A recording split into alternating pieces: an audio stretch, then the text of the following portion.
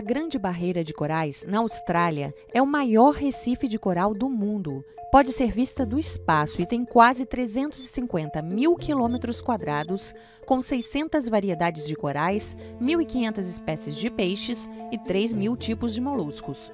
É patrimônio mundial e seu ecossistema abriga e alimenta animais como o peixe-boi e as tartarugas verdes, ameaçados de extinção.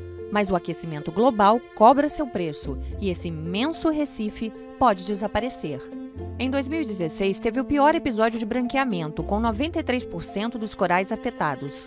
Acontece em condições ambientais anormais, principalmente com o aumento da temperatura da água. O coral expulsa as minúsculas algas fotossintéticas, que vivem em simbiose com ele e são a base de sua cor. O fenômeno não mata diretamente os recifes, mas eles ficam mais vulneráveis às doenças. Quando não conseguem recuperar essas algas simbióticas, os corais morrem. Segundo especialistas, se as emissões de gases de efeito estufa continuarem a aumentar, o branqueamento será o novo normal e vai acontecer a cada 2 anos, nos anos 2030. O coral leva 15 anos para se recuperar de um grande branqueamento. Seções inteiras da barreira de corais podem desaparecer dentro de 2 décadas. Outras ameaças são a agricultura intensiva, o desenvolvimento da costa e as estrelas do mar que devoram os corais. A Grande Barreira é também um grande ponto turístico, que gera bilhões de dólares e cria milhares de empregos. Os cientistas alertam que é preciso agir rápido para melhorar a qualidade da água, porque em 5 anos pode ser tarde demais. Olá turma, tudo bem com vocês? Tudo certo? Eu espero que sim. Eu me chamo Ramon, sou professor de Biologia. Está no ar mais uma videoaula na qual eu e a professora Silvaneide iremos apresentar para vocês. E a gente vai tratar de um tema muito curioso, muito interessante, que é sobre corais. A gente vai falar sobre os corais, a gente vai identificar alguns tipos de corais, quem são eles, onde eles vivem, qual a sua importância para o meio ambiente, assim como também as principais ameaças a esse grupo. Então, se tu quer saber um pouco mais sobre coral, então vem com a gente. Então, olha só. Você provavelmente já deve ter ouvido falar, né, que corais são importantes para o ambiente, são verdadeiros berçários da vida marinha, né, que são muito importantes, mas afinal de contas, o que é um coral? Você já deve ter se perguntado isso também, né? Você sabe o que é um coral? Muita gente pensa que coral é um monte de rocha no fundo do oceano, não sabe se é um animal, se são vários animais, mas gente, corais são seres vivos, são seres dinâmicos que habitam os mares, os oceanos, o ambiente aquático. São seres muito simples, mas que são muito importantes para o planeta e principalmente para os ecossistemas onde eles existem. Os corais eles pertencem ao grupo dos quinidários, né? Esse nome justamente o grupo tem esse nome justamente por conta de células que esses seres possuem, chamadas de quinidoblastos. E essas células eles utilizam para capturar alimento ou para se proteger, já que essas células produzem toxinas urticantes que causam intensa dor quando a gente entra em contato com esses seres. Os corais, eles juntamente com as anêmonas do mar, eles formam um grupo dos Anthozoa. Então, Anthozoa é uma classe onde eu tenho tanto os corais quanto as anêmonas. Então, eles são praticamente irmãos. E eles são primos da água-viva. A água-viva que, diferentemente dos corais e das anêmonas, são seres de vida livre, ou seja, são seres que nadam e conseguem viver livremente. Tá? Já, por outro lado, os corais e os pólipos não, são seres sésseis, são seres fixos que ficam presos no fundo dos oceanos, nas rochas, lá no fundo do mar. Beleza? Então, embora esses seres eles sejam bem diferentes no seu estilo de vida, muitas espécies do grupo dos quinidários eles acabam alternando entre fase de pólipo e fase de medusa. E esse processo, esse ciclo de vida a gente chama de alternância de gerações. Legal? Então, a gente já viu que esses animais são bem simples, são bem, né, eles têm tecidos, mas não têm órgãos, logo eles não têm sistemas. Então, vamos dar uma olhadinha como funciona, né, a fisiologia desse animal, como é que é a anatomia desse animal. Olha só, eles são bem simples, tá? E aqui nós temos uma representação de um pólipo. E esse pólipo, como você percebe, ele tem uma abertura, que é a sua boca, e ao redor da boca ele tem vários tentáculos, na qual ele utiliza, né, para capturar o alimento, ou até mesmo para manipular esse alimento. Tá? Como esses animais eles só possuem uma abertura, que é uma boca, o sistema digestório deles é incompleto. E é por essa boca por onde o alimento entra, e é por onde ele também elimina as substâncias indesejáveis. Tá? Quando o alimento ele entra nessa cavidade logo abaixo da boca, cavidade gástrica, gastroderme, é onde vai acontecer a digestão parcial do alimento. Uma parte do alimento é digerido aqui e outra parte é digerido no interior das células. Então eu posso dizer que a digestão desse animal é extracelular e intracelular ao mesmo tempo. Outros sistemas são ausentes: circulação, respiração, excreção, tudo acontece por difusão, célula a célula, a distribuição dos nutrientes, dos gases. Então eles são seres muito simples. O seu sistema nervoso ainda é difuso, né? Todo espalhadinho pelo corpo do animal, mas ele já reconhece estímulos do ambiente e processa também, beleza? Uma coisa legal é que esses animais eles possuem um esqueleto calcáreo, inorgânico. E uma coisa interessante é que quando esses animais acabam morrendo, as partes moles do corpo dele acabam desaparecendo, né, pela degradação, pela decomposição. E esse esqueleto ele permanece no ambiente, certo? É inorgânico, então é bem difícil de se decompor. Outros animais acabam crescendo, outros pólipos crescem também sobre esses esqueletos, acabam morrendo e depositando também essa matéria inorgânica. E aí formam verdadeiros complexos rochosos, e essas rochas provenientes desse esqueleto calcário a gente chama de rocha coralínea. Tá? Isso são, sim, rochas provenientes de esqueletos de quinidários. Legal, né? Ó, esses quinidários eles formam verdadeiros complexos vivos, né? Formando ali colônias muito extensas, muito assimétricas, né? De formas variadas, de cores variadas. E aqui a gente tem uma forma peculiar. Aqui nós temos um coral chamado de coral cérebro. Esse coral cérebro ele tem essa forma, tem esse nome porque se assemelha ao cérebro humano. E a forma que ele possui é justamente a impressão deixada do corpinho dos animais quando vivos. Tá? Então, essa forma que a gente vê aqui sulcada, na verdade, é a impressão deixada pela cavidade gástrica desses animais. Outros animais acabam crescendo, se desenvolvendo sobre estes outros, formando essas rochas coralíneas. Uma coisa interessante é que quando nós temos ali verdadeiros complexos coloniais de corais, a gente forma verdadeiros ecossistemas, que são os recifes de corais. E os recifes de corais eles são muito importantes para o meio ambiente aquático, porque é nesses recifes, nesses complexos, onde muitas espécies acabam, né, se desenvolvendo ali, procurando alimento ali, se encontram para se reproduzir, para se acasalar, ou até mesmo para desovar e cuidar dos seus filhotes. Então são verdadeiros santuários, né, da biodiversidade, são verdadeiros abrigos da vida marinha. Tá bom? Então aí a importância da preservação dessas criaturas. Legal? Agora, vamos falar um pouquinho do seu hábitat. Onde que esses animais eles vivem? A gente sabe que eles habitam ambientes aquáticos, mas onde exatamente? Que tipo de ambiente? Olha, eles gostam de águas rasas, tá bom?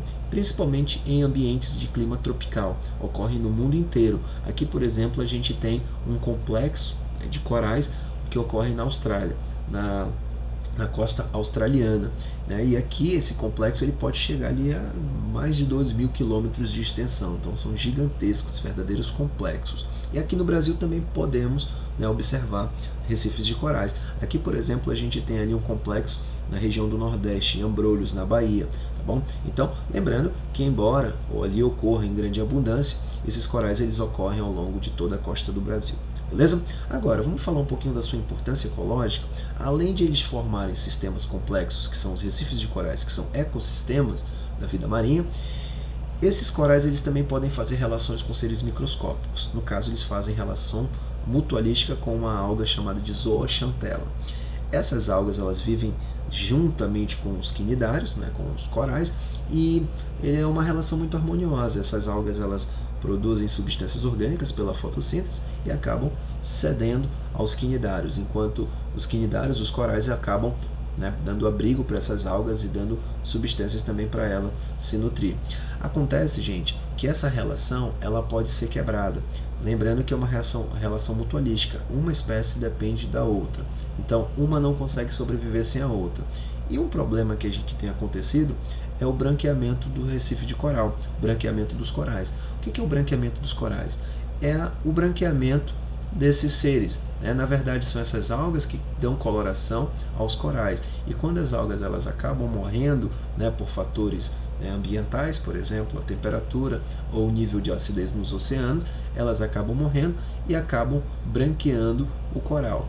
É claro que se existe uma relação mutualística, se essas algas morrem, os corais também acabam morrendo. E como a gente viu, os corais eles são verdadeiros santuários da vida marinha. Legal? Então, se esse tipo de relação é quebrado, os corais morrem. Se os corais morrem, toda uma vida, né, toda uma biodiversidade que depende desses corais também acabam morrendo. Bem, aí a importância da preservação do meio ambiente, da conscientização ambiental. Um dos principais motivos do branqueamento de coral é justamente o aumento da temperatura dos oceanos, além do nível de acidez nos oceanos, que tem sido provocado principalmente pela grande quantidade de CO2 que é liberado na atmosfera. E a gente sabe que o CO2 ele é liberado principalmente pela queima, né, de combustíveis fósseis, que é a principal fonte de energia utilizada pela humanidade hoje. Tá bom? Então, eu espero que vocês tenham entendido. Agora, passo a bola para a professora Silvaneide, que vai falar um pouquinho desses serezinhos importantes aqui na nossa região. Beleza? Oi, eu me chamo Silvaneide Mota, sou professora de Biologia e juntamente com o professor Ramon, nós estamos abordando o tema corais. Agora a gente vai falar um pouquinho sobre o coral da Amazônia. Sim, nós temos o nosso coral, um coral nortista. Vocês pensam que era só no litoral, lá na Austrália, que tem aqueles grandes e maravilhosos recifes de corais? Não, nós também temos o nosso, o coral da Amazônia. Na realidade, é um coral bebê, porque tem apenas 4 anos que foi descoberto. Então, vamos ver onde é que está localizado esse coral? Na figura número 1, é uma figura mais imagem de satélite, onde está localizado esse coral. Na figura número 2, nós temos um pouquinho da localização mais em específico. Vamos dar uma atenção nesse círculo em amarelo e também nesses fragmentos em amarelo. É aí que está localizado o coral da Amazônia. Está localizado no encontro do rio Amazonas com o mar, ou seja, no encontro da água doce com a água salgada. Os corais estão localizados na foz do rio Amazonas. E também esses corais abrangem parte do Maranhão, do Pará, do Amapá e da Guiana Francesa. Mas voltando um pouquinho aqui, o que significa foz? Foz do rio Amazonas. Bom, foz significa desembocadura, ou seja, é um local onde um corpo d'água fluente, como um rio, no caso o rio Amazonas, deságua em outro corpo fluente, no caso aqui o mar, ou seja, é essa deságua do rio para o mar. É aí que se encontra o coral da Amazônia, beleza? Então, há indícios de que os corais da Amazônia poderiam ter surgido lá há muito tempo atrás, mas esses indícios eles só foram sendo desvendados em 1955, quando uma embarcação norte-americana chamada Oregon II passou pela região lá da foz do rio Amazonas para fazer uma pesquisa científica a respeito dos estoques de camarão naquele local. Só que durante essa pesquisa, as redes de pesca desses pesquisadores, além de coletar camarão, também coletou esponjas, lagostas e peixes. E um peixe específico, o pargo, que ele não deveria viver ali, porque ele é comum somente em recifes de corais. E num simpósio em 1977, esses mesmos pesquisadores, eles relataram o que encontraram aqui nessa região. Mas só foi a partir de 2012, um outro navio americano também, com pesquisas científicas lá naquela região da foz do rio Amazonas, né, eles estavam com o objetivo de estudar as propriedades físico-químicas da pluma do Amazonas. E essa embarcação levava a bordo um pesquisador brasileiro chamado Rodrigo de Leão, que coletou uma quantidade significativa de corais, de peixes, de esponjas coloridas.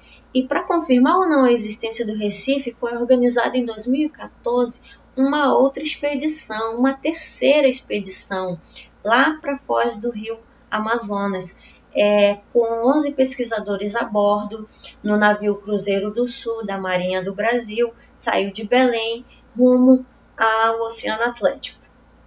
E o resultado, né, desse trabalho foi divulgado num artigo publicado na revista Science em 2016. E nisso foi divulgado, foi registrados inúmeras espécies de esponjas, de peixes, de corais moles, de corais negros e também de algas calcárias, que também são chamadas de rodolitos. E esses rodolitos são responsáveis pela construção da base desses corais, são responsáveis pela essa estrutura. E o coral da Amazônia, ele é muito específico, tem características peculiares, é muito interessante.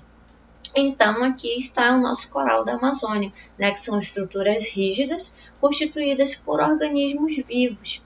E esse ecossistema também é formado por esponjas do mar, por corais, por peixes e também por rodolitos, que são essas algas calcárias de vida livre, que têm formato de pedregulhos arredondados.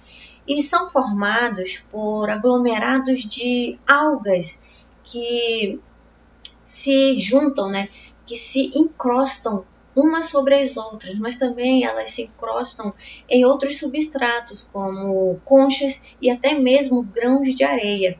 E esses seres, eles sobrevivem, gente, em uma área inóspita, ou seja, em águas profundas e com pouca luminosidade. Isso é uma das peculiaridades desse coral, porque a gente sabe que os outros corais das outras regiões, eles se adaptam bem em águas claras, cristalinas, águas quentes e águas rasas, ao contrário do coral da Amazônia. Que interessante, né? E a gente conhece apenas 5% da extensão desse recife. Muito pouco, né? Foram registradas várias espécies, 61 espécies de esponjas, 73 novas espécies de peixes, além de lagostas e estrela do mar. Então, é uma variedade, é uma biodiversidade, né não? Que está aqui, ó, esse mosaico de fotos do nosso coral. E em 2017, o Greenpeace, que é uma organização não governamental ambiental, né, que atua internacionalmente em questões relacionadas à preservação do meio ambiente e desenvolvimento sustentável, ela organizou, né, uma primeira expedição lá para a bacia da foz do rio Amazonas para conhecer melhor, para conhecer de perto esse recife de corais. E nela, a organização e seus pesquisadores percorreram a área sul e a área central desses corais e fizeram os primeiros registros, as primeiras imagens com um submarino, com um robô submarino, como a gente vê aqui na figura 7. Ele que foi responsável pelos registros, por essas imagens que a gente está vendo aqui nessa videoaula. E eles alegaram que esse recife pode ser 6 vezes maior, gente, do que se estimava antes. E isso mostra que a gente conhece bem pouco, né? Isso mostra o quão pouco a gente conhece o nosso próprio coral. E ele é novinho, tem 4 anos e já está ameaçado pela ação do homem. Isso não é novidade, né, gente?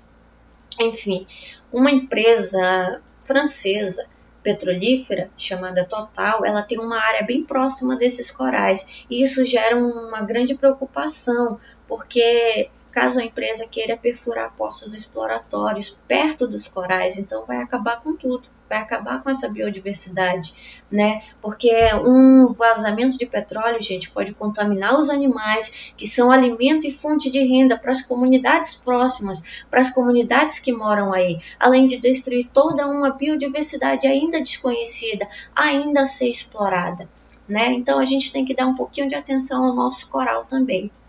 Bom, gente, a nossa videoaula está terminando por aqui, mas a gente também tem aquele exercíciozinho de fixação, não é isso? Vamos lá? A pergunta número 1 é fácil, diz assim: o que são recifes de corais? Bom, tudo que foi estudado anteriormente já dá para ter uma noção dessa resposta. A gente pode responder assim: que são estruturas formadas em grande parte por carbonato de cálcio do exoesqueleto secretado por animais do filo Quinidaria. E esses animais se chamam corais. Pronto, matou a resposta. Matou a pergunta, no caso. 2. Qual a importância dos recifes de corais para o meio ambiente? Bom, Eles são importantes porque dão suporte e abrigo a uma variedade de comunidades marinhas, além também de ser importante economicamente, né, gente? E também porque eles são responsáveis por 25% da vida marinha. 3. Cite 2 fatores socioambientais que ameaçam comumente os recifes de corais. Bom, os mais comuns são a predação e a poluição. A predação por causa do pisoteamento decorrente de grandes visitações nesses locais e poluição por conta de lixos jogados nos mares, né, gente? Isso não é legal. Bom, enfim, a nossa aula fica por aqui. Espero que vocês tenham gostado e até uma próxima oportunidade.